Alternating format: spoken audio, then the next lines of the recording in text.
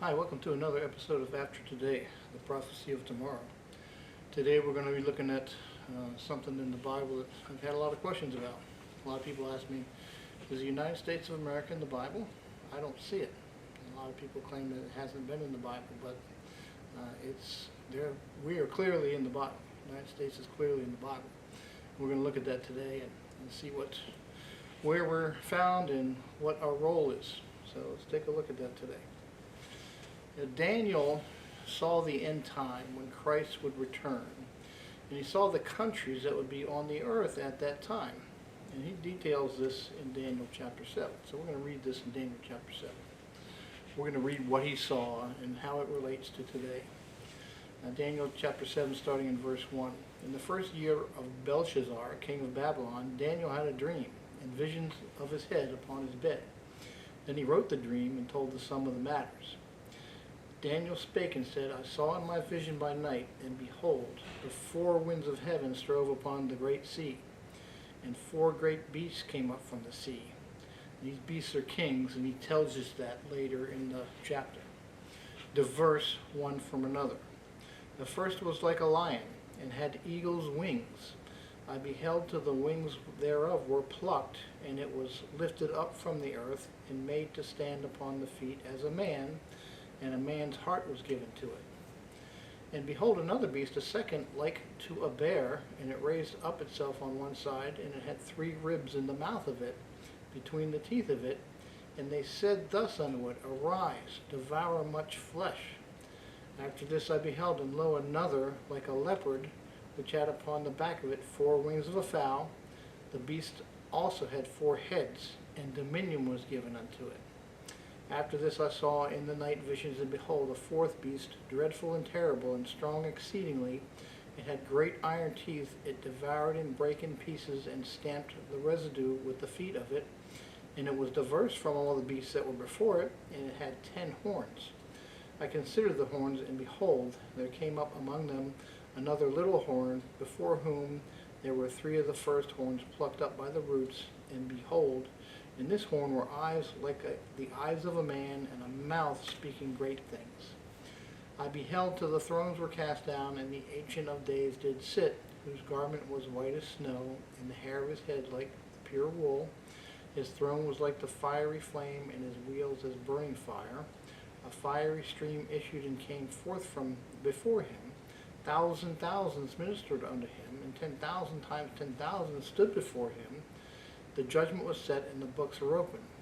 I beheld because of the voice of the great words of the horn spake, and behold, even till the beast was slain, and his body destroyed, and given to the burning flame.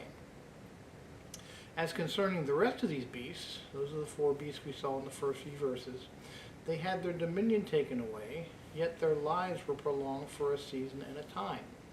I saw in the night visions, and behold, one like the Son of Man came with the clouds of heaven, and came to the Ancient of Days, and they brought him near before him. These great beasts, which are four kings, which shall arise out of the earth. So he tells you what the beasts are. They're kings, they're kingdoms, they're realms. If you're trying to figure out what to say to people in the future, how to describe something, a lot of times you can't really use the words that they use in the future because it wouldn't make sense. But you can relate it in images. And these kingdoms, or these four countries, are described as beasts. So they're four kingdoms that are going to be on the earth at the time that Christ returns. So what could these be? The first beast we see in Daniel 7:4 said was like a lion and had eagle's wings. So is there a kingdom, country, or government on the earth that could be related as the lion, that could be the lion? Well, there's a country that has its coat of arms has a lion on it. Their seal has a lion on it. Their money has a lion on it. They have the greatest soccer league in the world represented by a lion, the Premier League soccer. So I think it's pretty obvious that Great Britain is the lion. If you asked anybody in the country or in the world, what country would be represented by a lion, most people would already know it's Great Britain. So Great Britain is the lion. Let's read in verse 4. It says, I beheld till the wings thereof were plucked, and it was lifted up from the earth. So this lion had wings on its back. And so this verse says that the wings were plucked up. So the wings are on the lion's back. Now, is there a country on the earth that originated from the lion, or Great Britain, whose symbol is winged? And yes, of course, that would be the United States. I mean, it says in verse 5, and made stand upon the feet of a man, and a man's heart was given unto it. That's actually verse 4. So it's obvious to me this is a mention of us in the Bible. We are the wings that came off the lion's back. We came from Great Britain, and we plucked ourselves up. We emancipated ourselves from them.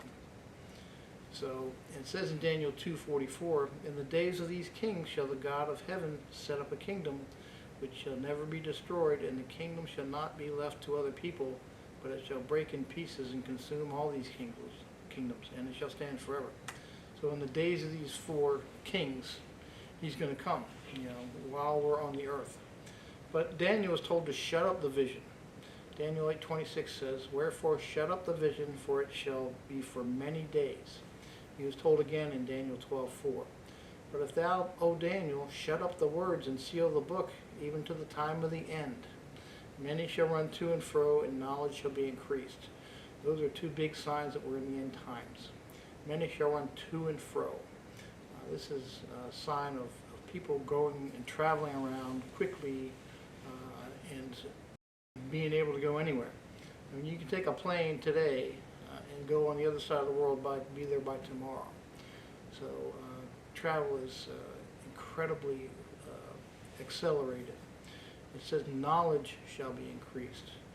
Our knowledge in the past century has expanded faster than in the previous history of man. So it seems to me that we're in this time now. Knowledge has increased, and people are running to and fro. So that says these four beasts are on the earth. Well, what could the other three beasts be? The lion's Great Britain. We're the eagle's wings. Said that there was a bear that stood on its side, had teeth, had ribs in its mouth, and it was told to devour much flesh. If you look all around the earth, you'll see that the bear is many times associated with Russia. I mean, Russia is called the Great Bear. Many magazine articles, Time, Life magazine, they all have things where they have a bear on the cover and it says Russia with it. Just look it up. And so look at what Russia's doing. They're just attacking everybody. Ukraine, back in World War II, they were, under Stalin, they were killing a lot of their own people. It says, arise, devour much flesh. And they want to bring back the great Russia. So they're in Ukraine now terrorizing the whole country. So obviously Russia is the bear. Well, what could be the four wings and the four heads of the leopard? Well, the leopard, if you look at a country that's represented by a leopard, you'll find that it's Germany. And Germany had four Reichs, or four realms. Germany started out claiming that they were the original Aryan nation. And then the Second Reich was World War I, when they rose up and tried to rule the world. They attacked people in Europe, and that failed. And then again, Hitler in his Third Reich, tried to bring Germany up again, and he wanted to rule the world. And it failed as well.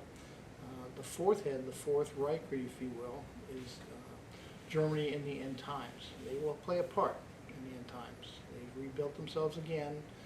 They're not, they don't have a dictator right there right now, but they will play a part in the world scene. So they have four heads. So the lion, Great Britain, the United States is the eagle's wings, and the bear is Russia, and the leopard was and is Germany. Now let's look at where we are found in Revelation. We're found in the book of Revelation as well. Let's look at Revelation chapter 12. It says, there appeared a great wonder in heaven, a woman clothed with the sun, and the moon under her feet, and upon her head a crown of 12 stars. This represents Israel, as we see in Genesis 37, verse 9 and 10. Joseph had a dream once, and this is why we know that this is talking about Israel. It says, he dreamed yet another dream and told his brethren and said, behold, I have dreamed a dream more, and behold, the sun and the moon and the 11 stars made obeisance to me. And he told it to his father and to his brethren. And his father rebuked him and said unto him, what is this dream that thou hast dreamed? Shall I, thy mother, and thy brethren indeed come to bow down ourselves to thee in the earth? So, and this actually happened when Joseph became the second ruler in all the world, in Egypt. He brought them up to Egypt to him, and they bowed down, and it actually happened. So this is obviously talking about Israel. So it says that she brought forth a man-child who was to rule all nations with a rod of iron, and her child was caught up unto God and to his throne. This is obviously talking about Christ. This is Revelation chapter 12, verse 5. Revelation is 4 accounts of Christ's return, just like the Gospels are 4 accounts of Christ's life on the earth. It says in Revelation that Satan shall be cast out of the heavens. We see that in Revelation 12, verse 7 through 9. It says, there was war in heaven. Michael and his angels fought against the dragon, and the dragon fought and his angels, and prevailed not, neither was their place found any more in heaven. And the great dragon was cast out, that old serpent called the devil and Satan, which deceiveth the whole world. He was cast out into the earth, and his angels were cast out with him. Satan's never seen hell. He's not in hell yet. He will go there someday, but he lives in the heavens. He can even come before God and accuse us before God. So his realm is still in the heavens. He's the prince of the power of the air. So he has his realm in heaven. But he's going to be cast out someday. And when he's cast out, one of the first things he's going to do is persecute Israel. It says in Revelation 12:13, and when the dragon saw that he was cast into the earth, he persecuted the woman which brought forth a man-child. That's Israel. It says in Revelation 12:14, that's where we're found in here. It says, unto the woman were given 2 wings of a great eagle, that she might fly into the wilderness, into her place, where she is nourished for a time and times and half a time from the face of the serpent. So this is help from the United States of America in the last 3.5 years, when Israel will be persecuted, when the Antichrist takes his full reign. So we are seen in the Bible. Daniel talks about us. We are seen as playing a role in the last days, even when the Antichrist is here, because he's going to persecute Israel. We're going to help Israel out. I mean, it makes sense. We're the only really true friend of Israel since they started as a nation in 1948. Well, when is this going to happen? Well, we're going to look at when this is going to happen. Matthew 24 speaks about when this is going to happen. We see in Matthew 24, verse 15 through 19, and verse 21. It says, when ye therefore shall see the abomination of desolation spoken of by Daniel the prophet, stand in the holy place. Whoso readeth, let him understand. Let them which are in Judea flee into the mountains, and let them which are in the housetop not come down to take anything out of the house. Neither let him which is in the field return back to take his clothes, for then shall be great tribulation, such as was not since the beginning of the world, no, nor shall ever be. Daniel 12:11 talks about this. And from the time that the daily sacrifice is taken away, and the abomination that maketh desolate set up, there shall be 1,290 days. So this is talking about the abomination of desolation. What is this? This is where what's going to happen in the future is there's going to be a peace agreement between Israel and the Arab nations. And we see so many things happening right now in Israel. I mean, Israel was attacked back in October of last year, 2023. And everybody in the world is watching what's happening here. Israel's always been under fire by the Arab nations. And when Trump was in office, he started what's called the Abrahamic Accords, where Israel started to make agreements with other nations like Jordan to agree to work and live together.